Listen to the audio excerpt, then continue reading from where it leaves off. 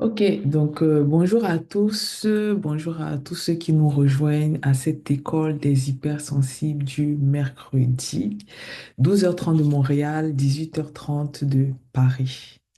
Aujourd'hui, nous allons aborder un thème assez particulier, on peut dire assez croustillant. On va parler d'un thème intitulé Trop sensible ou profondément injustement traité. Trop sensible ou profondément injustement traité. Donc déjà, l'hypersensibilité agit comme un amplificateur émotionnel. Je vous ai parlé dans les derniers lives des caractéristiques des hypersensibles. Donc l'hypersensibilité agit comme un amplificateur émotionnel. Donc il va falloir que je regarde souvent de gauche à droite parce que j'ai des gens sur d'autres plateformes. Donc je n'ai pas cette Émotionnel. plateforme. Ouh là là. Donc il va falloir que je regarde souvent. Donc, je vais couper ici ça et enlever ça. Euh, Malheureusement, je ne vois pas le nom de la personne qui nous a rejoint. En tout cas, bienvenue à toi De qui gauche à nous droite, a parce que j'ai des rejoint. gens sur d'autres plateformes. Ok, on a des échos. Donc, je vais mettre différemment. Donc, hop, ok,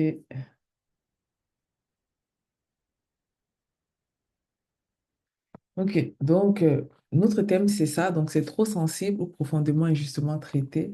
Donc, bienvenue à ceux qui nous rejoignent. Donc, je vais souvent bouger la tête. De gauche à droite parce que voilà, j'ai des personnes sur d'autres plateformes. Donc, je disais tantôt que l'hypersensibilité agit comme un amplificateur émotionnel.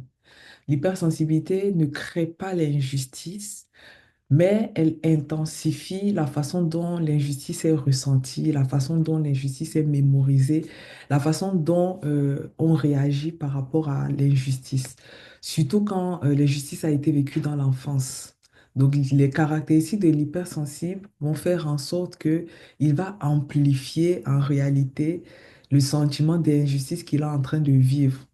Donc, je vais te donner des raisons pour lesquelles il y a cette amplification-là, pourquoi certaines remarques ou certaines situations touchent l'hypersensible assez fort, en fait, pourquoi il le ressent si fortement.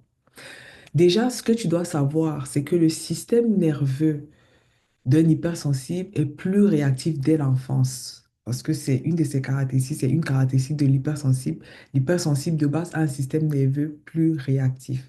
Donc, qu'est-ce que cela engendre? Ça engendre le fait qu'il aura une perception plus fine des choses. Donc, les regards, il perçoit plus finement quel est le message que ça transmet. Il perçoit finement les tons de voix, les atmosphères, le non-verbal, mais surtout, et l'élément vraiment principal en lien avec la blessure d'injustice, c'est que l'hypersensible va percevoir plus finement les incohérences entre les paroles et les comportements. Ça, c'est très important à savoir. L'hypersensible perçoit très finement les incohérences entre les paroles et les comportements. Je vais vous raconter une anecdote. Quand j'étais enfant, en tout cas, nous sommes plusieurs frères et sœurs. Et nos parents avaient l'habitude de nous dire qu'ils nous aimaient tous de la même façon. Moi, étant hypersensible, je sentais, en fait, j'arrivais à percevoir le faux dans cette parole-là. Donc, parce que, étant donné que je perçois des choses plus finement, donc j'arrivais à percevoir le favoritisme, et j'arrivais à percevoir le fait que, voilà, il y avait telle personne ou telle, voilà, telle autre personne qui était plus aimée ou par rapport à, vous savez, les parents ont souvent un standard social de comment ils veulent que leur enfant soit.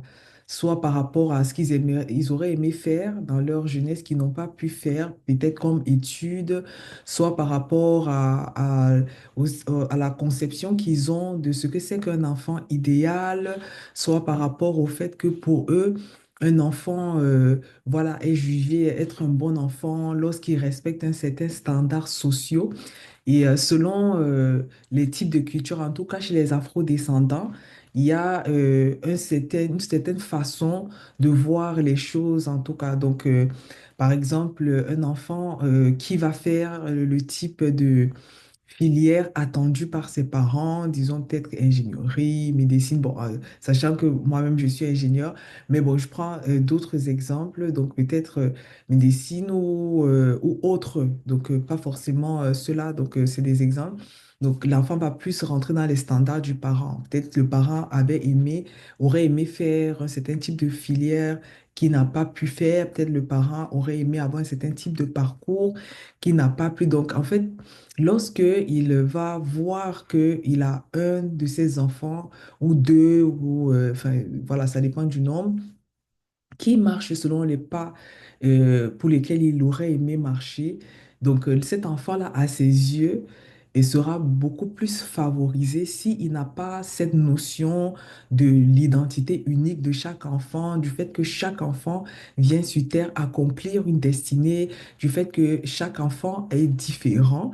Et ces différences-là, ce sont des forces. Donc, le but du parent, justement, c'est d'aider l'enfant à découvrir cela et à pouvoir maximiser cela. Par exemple, un Picasso, donc de la façon dont il a mené l'art et au niveau qu'il a atteint dans le domaine de l'art, je pense que, enfin, voilà, et en termes de métier, là, voilà, il n'y a pas de comparatif à faire. Donc, ça dépend vraiment de la structure de chaque enfant. Et c'est bien dommage, par exemple, en tant que parent, de vouloir, je prends un exemple, que tous ces enfants peut-être soient, je sais pas moi, ingénieurs ou soit médecins ou soit avocats ou soit ci ou ça. Donc, généralement, les parents vont voilà, avoir, bon, dans certaines sociétés, avoir du favoritisme pour les enfants qui marchent sur les pas qu'ils auraient aimé ou alors du favoritisme pour les enfants qui font ce qu'ils font eux, donc comme métier parce que pour eux, c'est des métiers nobles. Peut-être ils ne se sont même pas posé la question de savoir pourquoi ils font ces métiers-là. C'est juste que, voilà, ils se sont engagés dans ces filières-là parce que, voilà, c'est des métiers qui sont valorisés par la société. Ce sont des personnes pour lesquelles, voilà, ils seront respectés parce que, ils font tel ou tel métier. Ils seront jugés plus intelligents parce qu'ils font tel métier plus légitime, plus si. Et du coup, ils n'ont jamais fait d'introspection eux-mêmes en tant que parents pour voir si, la façon dont ils ont été créés, est-ce que ce qu'ils ont en eux correspond véritablement au métier qu'ils sont en train de faire. Est-ce que s'ils auraient fait autre chose, ils ne seraient pas peut-être plus épanouis, ils auraient peut-être plus donné le max d'eux. Mais juste, ce n'est pas de leur faute. Ils ont eu ces parents-là aussi qui ont fait en sorte qu'ils rentrent dans ce type de case. Et donc, ils reproduisent cela avec leurs enfants. Et donc, qu'est-ce qu'ils vont faire? En fait, c'est le même schéma qu'ils ont reçu. Ils vont plus aimer ou favoriser. En fait, il y aura du favoritisme au niveau des enfants par rapport au choix de filière, par rapport à une certaine façon d'être ou de faire qui correspond aux standards de la société. Et le fait est que pour les normaux pensants, ça, ce n'est pas assez filtré. Et ils n'ont pas cette lucidité-là pour pouvoir détecter ces éléments. Mais un hypersensible, en fait, il a été créé avec une lucidité extrême. Donc, un hypersensible, quel que soit ce que tu lui dis, il arrive à voir très clair dans ce qui se fait. Il arrive à détecter les incohérences que tu peux avoir en tant que parent entre ce que tu dis, entre ton non-verbal, entre ton comportement, même ton regard. Il sait quel est le message que ça renvoie. Parce que, voilà, on le sait, quand on regarde une personne avec respect, ça se ressent. Quand on regarde une personne avec admiration, ça se ressent. Quand on regarde une personne avec amour, ça se ressent. Et ces éléments-là, l'hypersensible le capte encore 10 000 fois plus. Donc, dès l'enfance, l'hypersensible va capter déjà cette incohérence-là entre les paroles dites et les comportements. Et il va commencer à se poser des questions parce que son système nerveux est plus réactif dès l'enfance. Et en l'hypersensible, en fait, il y a des informations qui sont inscrites de base. L'hypersensible, c'est une personne qui a besoin de sens dans ce qu'il fait. Ça veut dire quoi? Un hypersensible s'ennuie très rapidement et il peut être extrêmement performant ou extrêmement nul. Ça ne veut pas dire qu'il est nul.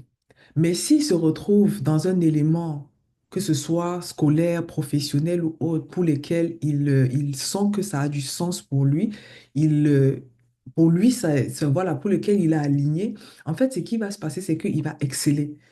Il va exceller d'une façon extraordinaire. Dans le cas contraire, lorsqu'il se retrouve dans quelque chose pour lequel ça n'a, voilà, il ne voit pas le sens, en fait, ça n'a pas de sens pour lui, en fait, il va être extrêmement médiocre parce que il ne va mettre en application aucun de ses talents, aucun de ses dons. Enfin, il sera down.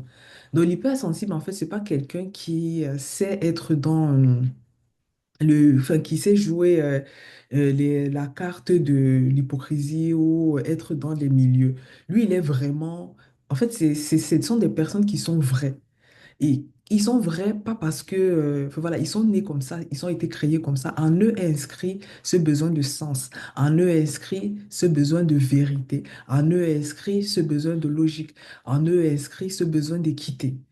Donc, c'est comme ça. Et lorsqu'ils vont détecter justement, s'ils grandissent dans un environnement où il n'y a pas de, voilà, où il y a du favoritisme, où il y a besoin de rentrer dans un certain standard pour vivre, voilà, une appréciation, une valorisation, du respect, pour être légitimés, s'ils ont grandi dans des environnements où l'amour est conditionnel, comme je disais tantôt, peut-être conditionnel au métier, conditionnel au choix scolaire, conditionnel à une façon de voir les choses, conditionnel à une façon d'agir, conditionnel à certains standards sociaux, en fait, ça va imprimer cela profondément en eux. Donc, toutes les expériences, je dirais même toutes les micro-expériences qu'ils vont vivre au quotidien, d'un regard de déception, parce que l'hypersensible n'a pas choisi une fille. Moi, je me rappelle, moi, mes parents voulaient que je sois médecin. Et la médecine, c'est quelque chose que je détestais. Pourquoi? À cause de l'histoire du sang, de la souffrance extrême, de... En fait, en tant qu'hypersensible, mais ça, à cette époque-là, je ne connaissais pas encore cela, mais je savais en moi, et en fait, en moi était inscrit ce que je dois faire et ce que je ne dois pas faire. Donc ça, pour moi, c'était très clair.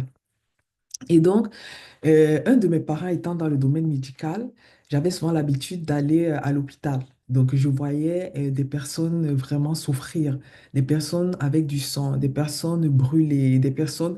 Et moi, je me disais, mais moi, je ne peux pas supporter être dans un environnement pareil H24 en fait. Donc 7 jours sur 7, 24 heures sur 24. Bon, j'exagère un peu. Bon, on va dire 5 jours sur 7 ou 6 jours. Bref, vous comprenez ce que je veux dire, mais passer la plupart du temps dans un environnement comme cela.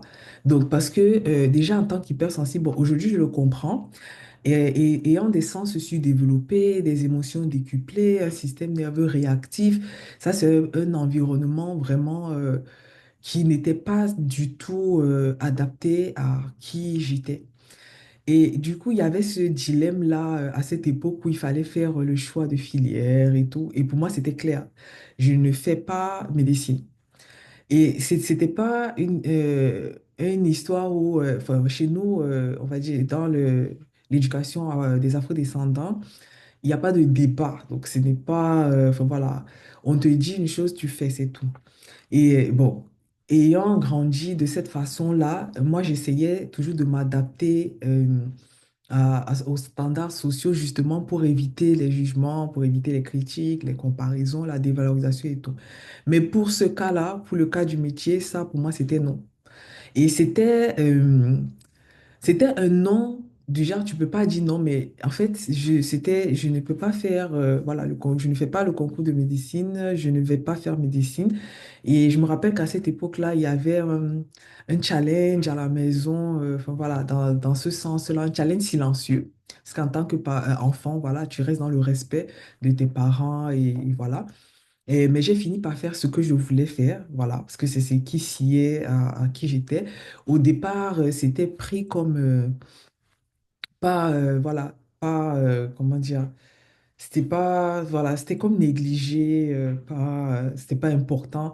Au début, on s'intéressait même pas vraiment. Pourtant, c'était pour un parcours d'ingénieur, hein, donc, pour vous dire à quel point, voilà. Mais, enfin, voilà. Et c'est par la suite. Et au vu des brillantes notes que j'avais, au vu de ce que je pouvais faire avec le métier, parce que voilà, j'ai fait une formation d'ingénieur en informatique, donc je pouvais du coup aider mes parents dans certaines choses, dans certaines affaires qu'ils avaient et tout ça. Et donc, c'est au vu de tout ça et au vu de l'appréciation que les gens de l'extérieur faisaient à mes parents par rapport à mon succès, par rapport à ma réussite, qu'ils ont commencé, bon, pas les deux parents, un des parents, parce que j'ai un parent qui a la logique de chacun devrait faire ce qui lui plaît, parce que le fait de faire ce qui te plaît fait en sorte que, voilà, tu es plus épanoui et voilà, tu es à l'aise dans ton travail. Mais il y a un autre parent qui avait voilà, les corps de métier pour chaque enfant. Bon, sauf qu'avec moi, voilà, c'était un peu compliqué à ce niveau-là. Donc, c'est ça. Et donc, je sentais donc, ça, c'est un des exemples que je prends. Donc, il y avait d'autres exemples aussi par rapport à et pour moi, étant hypersensible et ayant en moi inscrit la notion du sens, de la vérité, de l'équité, de la justice, et tous les hypersensibles, c'est profondément inscrit en eux. Donc, et ayant aussi cette perception fine des choses, des regards, des réactions, du non-verbal, des comportements, des paroles et tout, je sentais très clairement que ma façon de voir les choses n'était pas dans la norme, en fait. C'était pas dans le standard social, on va dire ça comme ça. Pour moi, c'était inscrit en moi que l'amour n'est pas conditionnel. L'amour n'est pas lié au fait que, voilà, on a choisi tel ou tel métier, n'est pas lié au fait qu'aujourd'hui, on se comporte d'une certaine façon parce qu'on est au top et puis demain, si ça change, on est moins aimé. C'est pas lié, enfin, voilà, pour moi. Et donc, je ressentais après, avec ces différentes expériences vécues, donc des petites paroles, des petites comparaisons, des petits, des gestes, des choses de ce genre, je voyais clairement et je percevais clairement que telle ou telle personne était plus appréciée, tel ou tel enfant, tel ou tel frère et sœur était plus apprécié, était plus aimé, était parce que la personne acceptait, entre autres, de faire bonjour à ceux qui nous rejoignent, soyez les bienvenus. Donc, parce que la personne, et les personnes acceptaient de faire exactement ce que les parents disaient, voilà, ils rentraient dans les standards sociaux parce que, voilà, mes frères et sœurs sont des normaux pensants, c'est normal aussi. Donc, moi, avec ma différence, voilà, et enfin, l'élément aussi, c'est que de la société d'où je viens, le côté neurones, unicité, identité humaine, c'est pas quelque chose qui est vraiment très voilà, c'est pas un élément pour cette société-là, pour les afro-descendants, c'est comme de la faiblesse en fait d'aller dans ce sens-là. Donc c'est du genre, ok, c'est la performance, tu dois être au top sur ci, au top sur ça, au top chaque jour. L'émotion n'a pas sa place, la plainte n'a pas sa place. On dit tu fais, tu dois toujours être excellent. Enfin, donc voilà, donc pour les normaux pensants, ils s'adaptent à ces standards sociaux-là. Maintenant, il y a une autre histoire de d'où ça vient. C'est ce mode de fonctionnement. Voilà, dans l'explication de la science, en fait, les standards sociaux ont été faits ainsi pour que les personnes qui connaissent le potentiel de l'humain puissent être en domination des autres humains. Je vous laisse faire des recherches dans la neuroscience et voilà, des recherches, regardez du côté anglophone, États-Unis, enfin voilà, dans la neuroscience. Parce qu'un humain qui ne connaît pas son unicité, qui ne connaît pas son plein potentiel, en réalité, il ne peut pas atteindre le summum de ce qu'il peut réaliser en tant que personne. Parce que chaque personne est venue avec des capacités qui le caractérisent, des dons et talents qui le caractérisent.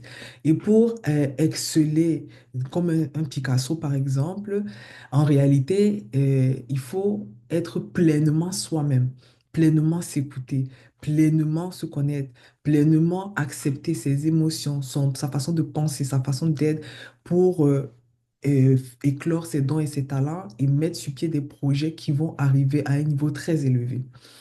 Or, le fait de faire en sorte que les gens rentrent dans un standard social, ben, ça fait en sorte que ben, vous n'allez pas connaître que voilà, votre plein potentiel, votre différence, votre humanité, votre unicité. Et sans ça, il n'est pas possible d'arriver à un certain niveau. C'est comme le cas du salariat et de l'esclavage. Donc, pour ceux qui ont cette connaissance-là, c'est des informations qui se trouvent sur Internet, vous pouvez faire vos recherches. Donc, le salariat, c'est la suite de l'esclavage.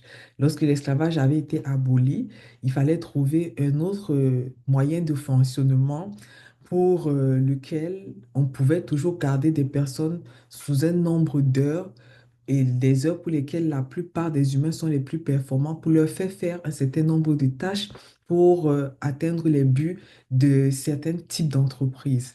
Bon, maintenant, qui s'enrichit par rapport à ça? Question à se poser.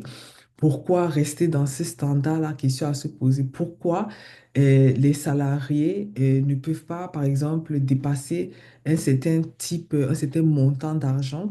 Mais parce que si tu arrives à une liberté financière, tu te détaches de cet esclavage et donc, enfin voilà. Donc, je vous fais le briefing, mais c'est pour que vous puissiez comprendre un certain nombre de choses. Donc, je reviens sur le fait que l'hypersensible qui vivait ces petites injustices-là, en fait, chez d'autres personnes, ça va s'imprimer d'une façon différente, mais chez l'hypersensible, ça va profondément s'imprimer en lui, en fait. Donc, c'est des expériences qui, euh, qui marque son âme, qui marque son cœur, qui marque son corps. Donc, chez les normaux pensants, ceux qu'on appelle les neurotypiques, ça va rester uniquement dans leur intellect, ces injustices-là. Mais chez un hypersensible qui est profondément développé dans son homme intérieur, au niveau de ses émotions, de son cerveau, de ses sens, en fait, toutes ces expériences qu'il le perçoit avec lucidité, d'incohérence entre paroles et comportements, vont profondément s'imprimer en lui. Et donc, ça va créer des révoltes en lui, une rébellion et des blessures très profondes. Donc, qu'est-ce qui fait aussi que l'hypersensible est touché très profondément par une injustice? C'est aussi le fait que l'hypersensible a une mémoire émotionnelle qui est très marquée. Parce que, comme je le disais tantôt, vu que l'hypersensible a inscrit en lui, enfin, il a d'inscrit en lui, il est né comme ça, le besoin de sens, le besoin d'équité, la vérité, le fait que l'amour n'est pas conditionnel, il a tous ces éléments. Donc, un enfant qui vit ces injustices, lui, en fait, l'enfant va se dire, en fait, un enfant hypersensible va se dire que, premièrement, ce n'est pas juste. Et deuxièmement, pour se protéger émotionnellement, parce qu'un enfant, l'hypersensible en général a des émotions décuplées, mais un enfant déjà de base n'a pas un système psychique qui permet de se protéger au niveau de son psyché. Donc, qu'est-ce qu'il va faire? Il va se dire, pour être tranquille, je vais m'efforcer à rentrer dans les standards que demande la société. Et comme ça, je ne serai plus critiqué, je ne serai plus comparé, voilà. Je serai légitimé, je serai respecté, je serai aimé, même si au fond de lui, il sait que voilà, ce n'est pas ce qui est normal. Donc, ça va créer une dissonance, mais pour se protéger, pour protéger ses émotions, pour protéger son système réactif, il va adopter ce comportement-là. Et donc, il va faire des efforts. Il va faire plein d'efforts, mais le fait est que ces efforts ne seront jamais assez. Si tu prends un poisson et que tu mets le poisson sur l'arbre, quels que soient les efforts qu'il fait, il ne pourra jamais grimper sur l'arbre. Pareil, tu prends un singe que tu mets dans l'eau, quels que soient les efforts qu'il fait, il ne pourra jamais nager. Mais garde le poisson dans l'eau, il sera excellent dans l'eau parce que c'est son domaine de définition.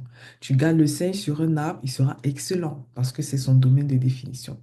Donc, l'hypersensible n'est pas fait pour fonctionner selon les standards sociaux, les standards qu'ont défini la société actuelle, parce que c'est déjà en train de changer avec la neuroscience, avec le fait que les gens s'éveillent sur les différences au niveau du cerveau, sur les différences au niveau des comportements, au niveau des façons d'être.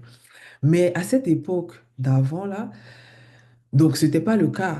Donc, moi, quand j'étais jeune, il n'y avait pas ce truc-là de neurosciences, des cerveaux, tu sors d'où avec ça? Donc, mais l'hypersensible, il a ça d'inscrit en lui, il le sait. Donc, qu'est-ce que moi j'essayais de faire, et c'est ce que les hypersensibles font, ils vont essayer de se conformer à la société. En tout cas, c'est ce qu'ils font lorsqu'ils n'ont pas encore découvert qui ils sont, lorsqu'ils n'ont pas encore travaillé sur eux, pour découvrir en réalité que leur différence, c'est un must. Leur différence, c'est des super pouvoirs qu'ils ont. Donc, moi, je faisais quoi? Je faisais des efforts pour m'adapter aux standards sociaux, pour respecter ce que la société dit, pour rentrer dans les cases, que ce soit familiaux, que ce soit sociétaux, etc., que ce soit sociétal ou familial. Et donc, en fait, le fait est que, comme l'exemple du poisson et du singe, ce n'était jamais assez. Et ça, qu'est-ce que ça fait chez l'hypersensible? Ça approfondit la blessure d'injustice parce qu'il va se dire, mais quel que soit l'effort que je fais justement pour rentrer dans ces cases-là, pour respecter ces standards sociaux, je ne suis jamais assez valorisée comme un tel ou tel. Je ne suis jamais assez appréciée comme un tel ou tel. Je ne suis pas non plus légitimée. Et au contraire, je serais critiquée du fait que, ah, mais qu'est-ce que tu essayes de faire? Bref.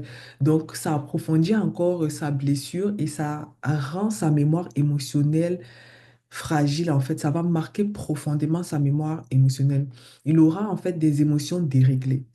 Et déjà, un enfant normaux-pensant qui vit ces injustices va avoir des émotions déréglées. Mais imagine un peu un hypersensible qui a des émotions décuplées et qui vit ce type d'injustice.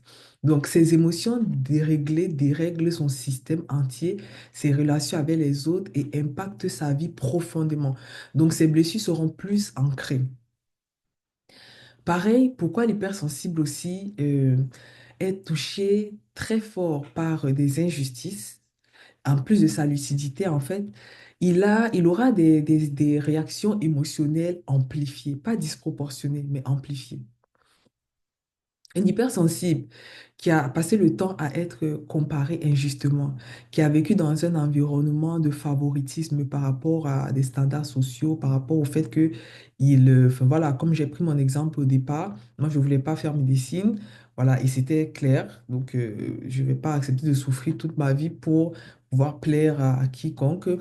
Et donc, un hypersensible qui va pas rentrer dans ces cases-là, et pour lequel voilà, il ne sera pas aimé à cause de ça. Enfin, il va sentir que l'amour est conditionnel, il va sentir des petites critiques, des petites piques, des favoritismes. Enfin, voilà, il va sentir que parce qu'il ne prend pas le chemin que tout le monde prend, parce qu'il ne rentre pas dans les cases sociétales, parce qu'il ne veut pas respecter les standards sociaux, entre guillemets, parce que ça ne le sied pas tout simplement, et quand lui inscrit la vérité et qu'il a besoin de sens, il a besoin de sens, il a besoin d'équité. Donc, à un moment, qu'est-ce qui va se passer? Il va se déconnecter émotionnellement après avoir fait un grand nombre d'efforts pour pouvoir rentrer dans ces standards sociaux et vu que ça ne change pas la situation, après tous ces éléments, en fait, pour se protéger, il va se déconnecter émotionnellement de la société. Donc, il va se déconnecter émotionnellement de ses parents, il va se déconnecter émotionnellement de son entourage, en tout cas de ceux qui ont ce système de pensée. Pourquoi? Pour lui, c'est une protection. Parce que s'il ne le fait pas, ayant subi tous ces éléments pendant longtemps, ayant la lucidité pour détecter cette différence-là, ayant la lucidité pour voir l'incohérence entre les paroles et les comportements, ça va créer chez lui des émotions très fortes, des grandes colères, des grandes révoltes, des tristesses profondes. Donc, il sera vraiment voilà, dans une destruction profonde. Et pour se protéger et pour ne pas continuer à être détruit, qu'est-ce que l'enfant va faire puisqu'il n'a pas la connaissance de tout ce que je vous partage aujourd'hui?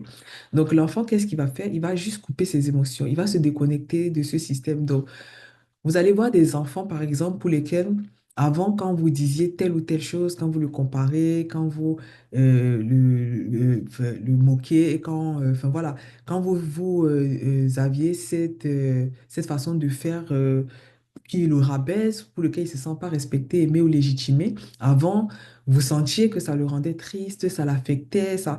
Mais à un moment, vous allez sentir que, en fait, ça ne lui fait plus rien. En fait, c'est juste que c'est comme un bouchon. Je ne sais pas si vous avez déjà vécu, si tu as déjà vécu ce truc-là où tu te retrouves dans un environnement où l'environnement est très toxique, ou alors, je vais prendre un autre exemple, tu te retrouves dans un environnement très bruyant.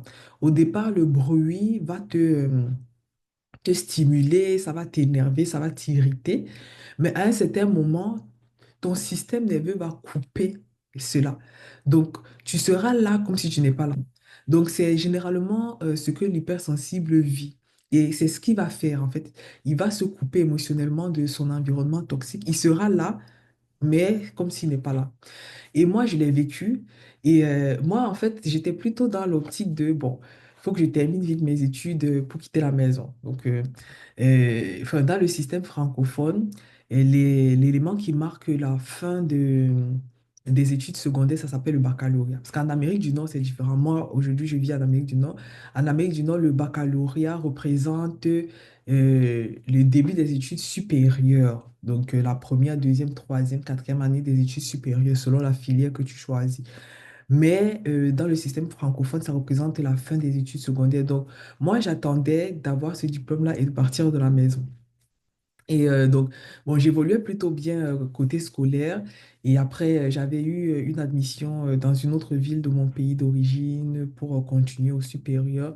Donc, voilà. Donc, pour moi, c'était de quitter cet environnement toxique. Sauf que partir, c'est pas ça la solution. C'est guérir qui est la solution. Je l'ai bien compris dans mon parcours. Oui, je suis partie, j'ai continué mes études, j'ai travaillé, j'ai fait ci, j'ai fait ça. Mais j'avais toujours dans mon fond intérieur ce truc-là qui criait à l'aide, en fait. Je vivais un mal-être intérieur profond. Je ne connaissais pas encore tout ça, ce que c'est que l'hypersensibilité. Je ne connaissais pas ce que c'est que les blessures émotionnelles. Je ne savais pas que ce n'était même pas normal d'avoir vécu cela. Moi, je me disais que c'est moi qui ai un problème parce que si je suis dans un environnement où tout le monde voit d'une certaine façon, se conforme aux standards sociaux, si je n'arrive pas à me conformer aux standards sociaux, c'est que, voilà, dans la façon dont j'ai été créée, il y a peut-être des choses qui manquent.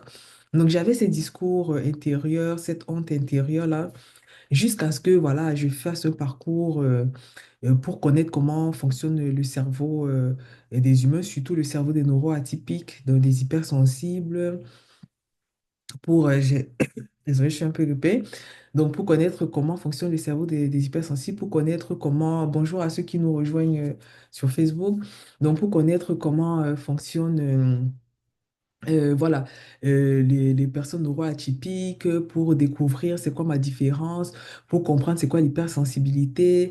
Je suis aussi multipotentiel, donc pour comprendre c'est quoi, comment fonctionnent les multipotentiels. Bon, ils ont des similitudes avec les hypersensibles. On peut être les deux, on peut être plusieurs choses, autres choses aussi, mais je ne vais pas rentrer dans ce sujet-là. Ça, c'est un autre élément de la neuroscience. Donc, c'est après avoir fait ce parcours-là et après avoir été accompagné à maintes reprises pour travailler sur moi, découvrir c'est quoi les blessures, travailler sur mes blessures, guérir de mes blessures et pouvoir après me former pour accompagner des personnes qui sont passées par un parcours comme le mien pour pouvoir créer des méthodes de formation telles que je l'ai appris dans mes parcours de formation, de coaching, etc. Donc c'est au sorti de là que j'ai compris, c'est pas le fait de quitter, tu peux quitter physiquement. Mais tu restes toujours attaché émotionnellement, tu restes toujours attaché dans ton cerveau, ta mémoire y est attachée. Les expériences que tu as vécues reviennent. Lorsque tu es dans un environnement où tu vas vivre des choses qui sont similaires à ce que tu as déjà eu à vivre, bon, ça va réveiller ces blessures-là. Donc, la solution pour pouvoir être aligné, pour pouvoir être épanoui et pour pouvoir éclore, pour pouvoir découvrir véritablement quels sont tes dons et tes talents et pour pouvoir les mettre en application, comme je l'ai fait, comme je le fais aujourd'hui pour d'autres projets que j'ai également. Donc, la solution, c'est d'abord de se connaître profondément, c'est de travailler sur soi pour guérir, c'est de pouvoir ensuite maintenant découvrir qu'est-ce que tu as en toi, parce que les hypersensibles ont beaucoup de dons, ils ont beaucoup de talents. Maintenant, ça reste souvent enfoui parce que c'est comme du diamant sur lequel on a mis de la boue. Donc, il faut nettoyer, voilà, nettoyer les blessures, nettoyer tout cela pour pouvoir en sortir. Donc, moi, je vais te dire, peut-être tu m'écoutes aujourd'hui et tu te dis, ton cas est désespéré. Je te dis que non, parce que si j'ai pu en sortir, moi, j'étais très, très, très profondément blessée. Donc, si j'ai pu en sortir, si j'ai pu guérir, si j'ai pu être épanouie, tu peux l'être aussi. Mais jusque quand tu es dans l'eau, et que tu ne vois pas la surface, il te faut quelqu'un pour tenir ta main et te sortir de là. Et je peux te dire que l'accompagnement, c'est un game changer. Ça fait gagner en temps dans le processus. Maintenant, c'est à toi de voir. Donc maintenant, il y a un lien qui existe entre l'hypersensibilité, la rigidité, l'exigence et le contrôle. Parce que la blessure d'injustice crée chez l'hypersensible de la rigidité. Déjà, ça les crée chez tout individu qui a vécu la blessure d'injustice. Mais chez l'hypersensible, ça crée une rigidité hors du commun. La rigidité, l'exigence, le contrôle hors du commun. Un hypersensible, en réalité, comme je le disais, du fait de son hypersensibilité, il va percevoir les incohérences, il va percevoir les règles injustes. Par exemple, des enfants qui sont, voilà, si tu as plusieurs enfants et que tu n'appliques pas les mêmes règles pour tous ces enfants-là, un enfant, il va pas comprendre que ça peut être toi qui as un problème parce que tu n'as pas travaillé sur toi, sur tes blessures, ou tout simplement parce que tu as grandi comme ça. En fait, ce n'est pas souvent la faute de nos parents. Moi, je n'en veux pas à mes parents. Je sais que ce sont des personnes formidables, ce sont des personnes qui ont donné le meilleur d'eux. Si je suis ce que je suis aujourd'hui, c'est parce que, voilà, ils ont investi dans mon éducation, dans mon parcours, ils ont donné ce qu'ils ont pu donner. Voilà, par rapport à comment ils ont grandi. Maintenant, par la suite, voilà, j'ai appris comment fonctionne l'humain et tout. Et, enfin, je suis une personne déjà différente, mais tu as été créée différente pour pouvoir apporter le changement. Il y a des choses aujourd'hui que je vais apprendre à mes parents parce que c'est des choses qu'ils ne connaissent pas. Donc, c'est ça la vie en fait. Donc, parfois, on peut être cette personne-là qui a été divinement choisie pour enseigner aux autres ce qu'il fallait faire et pour que dans la société en général, ça ne se reproduise plus, pour que les êtres humains grandissent de façon saine, que les personnes grandissent en mettant en avant leur unicité, qu'ils grandissent en développant des projets associés à leur eux profond, qu'ils découvrent qui ils sont profondément en tant qu'humains. C'est pour ça que voilà, la neuroscience est évolutive, c'est pour ça que l'unicité, c'est quelque chose qui a à découvrir. Qu'est-ce qui te caractérise en tant qu'être humain? Il faut que tu le saches. Donc, je disais que l'hypersensible perçoit justement les incohérences, il perçoit les règles injustes, il perçoit les différences de traitement. L'hypersensible est né avec une lucidité extraordinaire. Maintenant, lorsqu'il n'a pas encore fait un travail sur lui, ça va le desservir parce que la lucidité est censée être une aide. C'est pour ça que les hypersensibles sont des personnes qui sont beaucoup dans la relation d'aide, dans le coaching, dans l'accompagnement. Il y a différents courants de pensée aujourd'hui avec des coachs de gauche à droite, mais il y a des personnes qui ont été créées pour accomplir ce métier-là. Parce que de par ce qu'ils ont en eux, ils ont cette capacité, quand ils te voient, de pouvoir te dire que voilà ce que tu ressens à l'intérieur de toi, voilà ce que tu as vécu, pourquoi tu l'as vécu comme ça. Voilà, en fait, c'est ce truc-là. Et donc, un hypersensible qui, voilà, n'a pas encore fait ce travail, il ressent les différents traitements, mais ça va le détruire. Or, s'il ressent les différences de traitement ayant déjà fait un travail sur lui, il va comprendre que, en fait, la personne en face a tel ou tel problème, la personne a telle ou telle blessure, parce que pour traiter des gens différemment selon les standards sociaux, selon si X ou Y a peut-être plus d'argent, je prends un exemple, ou X ou Y elle fait tel métier, ou X ou Y aujourd'hui il parle très bien, ou X ou Y aujourd'hui il a la pêche, il est en joie, ça c'est parce qu'on a un problème intérieur. Parce qu'on se dit que en fait c'est ça la norme. Donc, l'hypersensible, par sa lucidité, va plutôt pouvoir aider ces personnes-là. D'où son appel à l'accompagnement, au coaching. Donc, l'hypersensibilité, voilà, c'est un élément qui caractérise des personnes profondément et dont les hypersensibles ressentent, ils voient, ils perçoivent cette différence de traitement lorsqu'il y en a. Ce sont des personnes aussi qui perçoivent le manque d'équité, le manque de reconnaissance. Et ça peut les détruire. Donc, cet ensemble d'éléments qui perçoivent les incohérences, les règles injustes, les différences de traitement, le manque d'équité et de reconnaissance, chez un enfant, ça va créer en lui une insécurité profonde. Parce qu'il va se dire que, mais finalement, son lui n'est pas complet. Finalement, voilà, si il est profondément qui il est à l'intérieur de lui, mais il n'est pas conforme à la société. Et donc, il va grandir avec cette insécurité qui doit travailler. Pourquoi les hypersensibles ont aussi comme conséquence la rigidité, conséquence de la blessure d'injustice. Donc, ils sont rigides parce que, en fait, ils vont essayer de respecter les règles pour ne plus souffrir. Or, ce sont des personnes profondément humaines.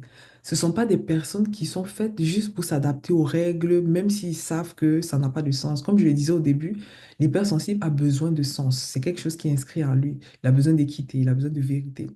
Or, un hypersensible qui n'a pas encore cette connaissance des différences humaines au niveau du cerveau et tout, lui, il va se dire, OK, pour me protéger, je vais respecter les règles. Comme ça, on ne va plus m'embêter, entre guillemets. Et je vais tout simplement voilà, respecter les standards sociaux. Et je serai légitimé, je serai respecté, je serai aimé. Et puis, j'aurai plus de remarques, de comparaison, des problèmes de favoritisme et tout. Et donc, ça va créer à lui certaines rigidités pour pouvoir atteindre ce que la société veut. Quelles sont les conséquences à cela? Il aura la difficulté à lâcher prise. Donc, il sera dans l'intolérance à l'erreur, déjà envers lui-même, s'il n'a pas encore travaillé sur lui, mais également envers les autres. Les hypersensibles, généralement, sont beaucoup dans le perfectionnisme. Lorsqu'ils n'ont pas découvert qui ils sont, lorsqu'ils n'ont pas découvert pourquoi ils sont différents, quelle est leur profondeur humaine et pourquoi ils ont été créés en fait, qu'est-ce qu'ils sont venus faire sur Terre, qu'est-ce qu'ils sont venus apporter à la société. Donc, ils auront en eux cette rigidité, ce besoin de perfection. Pourtant, à la base, ce sont des personnes qui aiment l'excellence parce qu'ils ont ce côté artistique en eux. Donc, ils connaissent l'agencement des choses, ils aiment le beau, ils aiment quand des choses sont bien faites, quand des choses... Enfin, ils ont été créés à l'image vraiment profonde de leur créateur, donc de Dieu. Ils ont ce côté-là très... voilà, ils aiment l'excellence en tout cas. Mais ils sont dans des blessures, ce sera plutôt, au lieu d'être l'excellence, ce sera du perfectionnisme. Ils vont vouloir, c'est comme s'ils sont toujours évalués sur 20. Donc, ils vont vouloir toujours atteindre un score de 20 sur tous les éléments, tous les cases que la société coche comme étant ce qu'il faut être et ce qu'il faut faire. Donc, ils auront cette rigidité-là associée à la blessure d'injustice. Donc, si je te reconnais dans les descriptifs que je donne, c'est important de pouvoir faire un travail sur toi parce que ça va détruire les belles choses que tu as en toi et les projets que tu dois mettre sur pied qui sont censés te créer ta liberté financière. Ça, c'est un autre sujet. Donc, un autre élément aussi qui caractérise des hypersensibles qui ont vécu la blessure d'injustice, ce sont des personnes qui aiment vraiment l'exigence et le contrôle. Ils vont tout faire parfaitement, comme je disais tantôt, pour être reconnus, pour être respectés, pour être légitimes.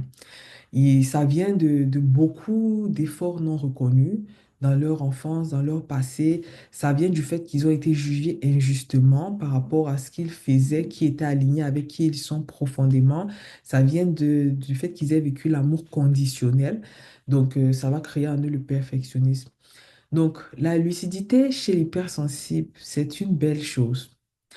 Parce que imagine-toi, c'est un super pouvoir. Imagine que tu arrives dans un environnement et que tu arrives à détecter tout ce que les autres pensent. Quelle est la différence? Pourquoi des gens agissent d'une certaine façon? Qu'est-ce qui se passe dans l'âme d'une personne?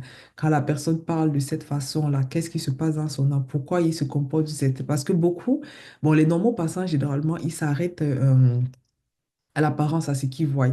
Donc, s'ils voient, par exemple, une personne qui est très en joie, qui est très... ils n'ont pas la capacité de détecter le fait qu'une personne peut être très en joie, mais à l'intérieur, la personne vit une tristesse profonde, vit un problème profond. C'est pour ça qu'on voit des personnes qui... on a un exemple d'une actrice sénégalaise qui est décédée récemment, qu'on voyait, qui glowait, comme on dit, mais au fond d'elle, voilà, vivait une souffrance profonde et a fini par décéder malheureusement, une très grande actrice d'ailleurs que je salue.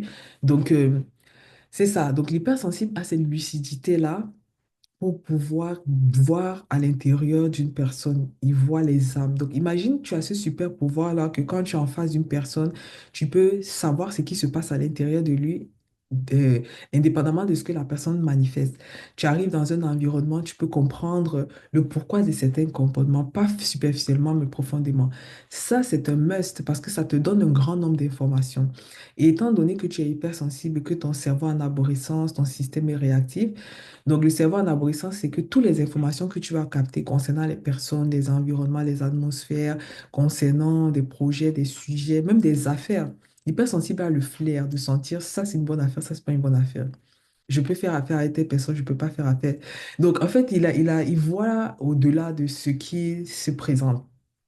Donc, est-ce que tu ne te dis pas que c'est des informations capitales qui te permettent de ne pas prendre des mauvais chemins, de ne pas te tromper? Donc, oui, dis-toi que ne regarde pas juste le côté négatif de ce que tu as vécu, mais sache que, en fait, ces éléments que tu as en toi, parce que tu peux te dire, oui, le fait que j'ai cette lucidité-là, ça me crée des problèmes. Le fait que j'ai cette lucidité-là, je n'arrive pas à gérer mes relations sociales. Le fait que j'ai cette lucidité-là, ça me donne trop d'informations qui font que ça va me créer des problèmes avec des personnes parce que je vois ce qui est à l'intérieur d'eux qui est différent de ce qu'ils font transparaître.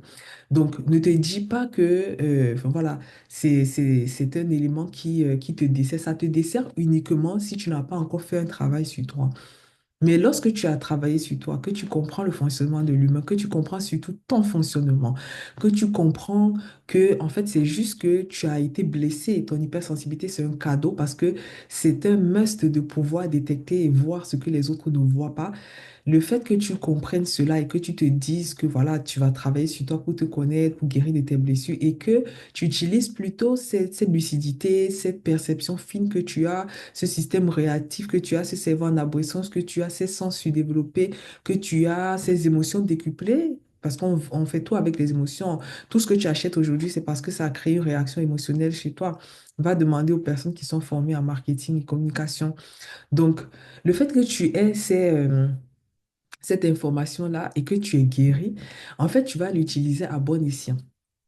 Donc, par exemple, tu vas savoir que bon, une personne qui se comporte d'une certaine façon envers toi, c'est pas que la personne est mauvaise, la personne souffre de l'intérieur, la personne a besoin d'aide, ou tu vas comprendre que, OK, donc si je perçois telle chose, je dois plutôt adapter les choses comme ça, peut-être pour ne pas blesser la personne, pas à l'encontre de tes valeurs, pas contre ce que tu es, mais pour pouvoir aider les autres et ça te permet d'être un bon leader.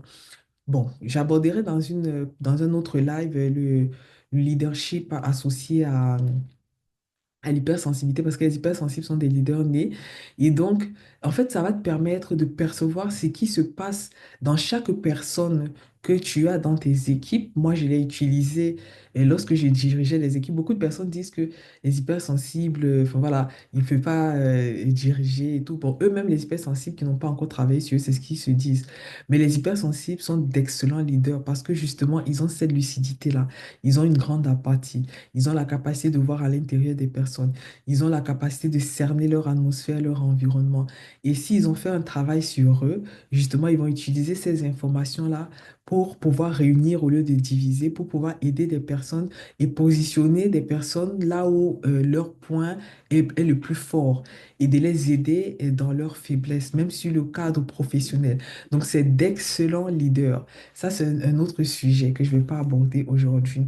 Donc, ta lucidité, en fait, par rapport à la blessure d'injustice, lorsque tu n'as pas travaillé à guérir ta blessure d'injustice, tu auras très souvent des montées émotionnelles, des révoltes intérieures très fortes, des rébellions excessives. Tu auras souvent des colères fortes lorsque tu vas vivre l'injustice ou lorsque tu vas vivre une situation qui va aller toucher une situation que tu as vécue dans ton enfance et qui avait créé chez toi cette blessure d'injustice-là. Ça va créer chez toi une colère très forte. C'est pour ça que les hypersensibles, souvent, et quand ils réagissent, ça peut être vraiment, c'est très amplifié. Donc, tu vas avoir, parce que tu n'as pas travaillé ta blessure d'injustice, tu peux avoir des tristesses profondes quand tu vis des situations d'injustice. Tu vas avoir besoin de toujours te justifier, de toujours te défendre, parce que tu penses que tu dois t'aligner aux standards de la société. Oh non, tu es venu pour apporter le changement. Donc, c'est une erreur de vouloir être comme tout le monde. Parce que tu es la solution à des problèmes humanitaires qui existent en ce moment dans la société. Mais pour cela, il faut que tu te connaisses déjà, que tu saches comment tu fonctionnes profondément et que tu travailles sur toi pour guérir. Donc, l'hypersensibilité a un besoin profond de justice et d'équité. Il a un besoin profond de logique et de vérité. Il a un besoin de sens. Donc, le fait de le savoir aussi t'enlève certaines pressions et te fait comprendre pourquoi tu as réagi d'une certaine façon lorsque tu étais dans certains événements. Donc, voilà. Donc, avec cela, tu dois comprendre que tu n'es pas trop sensible. Tu es juste très humaine. Et tu as des capacités justement humaines qui te permettent de pouvoir aider d'autres personnes. Tu dois comprendre que tu as été traité injustement, certes, ça a créé chez toi des profondes blessures, oui, mais que tu es capable d'en sortir pour découvrir la belle personne qui est cachée à l'intérieur de toi, pour découvrir tes super pouvoirs, pour découvrir le leader né que tu es censé être. Donc, si tu as besoin de découvrir, par exemple, quels sont tes dons et tes talents, si tu as besoin de les découvrir et de savoir comment tu peux les monétiser, parce que toi, en tant qu'hypersensible, tu as des dons et talents particuliers qui te permettent d'être la solution, de créer des projets qui n'existent pas encore et qui te permettent vraiment de gagner cette liberté financière-là. En tout cas, si tu as besoin de plus d'infos dans ce sens, tu peux me contacter.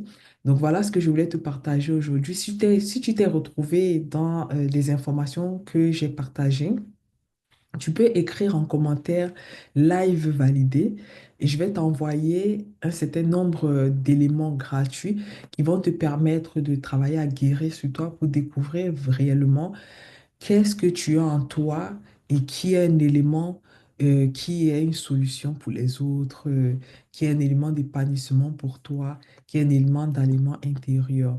Donc, je vais te laisser là-dessus. Donc, c'était ta coach Gladys, experte en hypersensibilité. Et donc, nous nous retrouvons là tous les mercredis à 12h30 de Montréal, 18h30 de Paris. Donc, viens apprendre, viens t'éduquer sur les éléments de neurosciences, sur les sujets qui vont te permettre de pouvoir comprendre ton passé pour guérir de ton présent afin d'avoir un futur glorieux. Donc, je te dis à mercredi prochain. À très bientôt. Bye.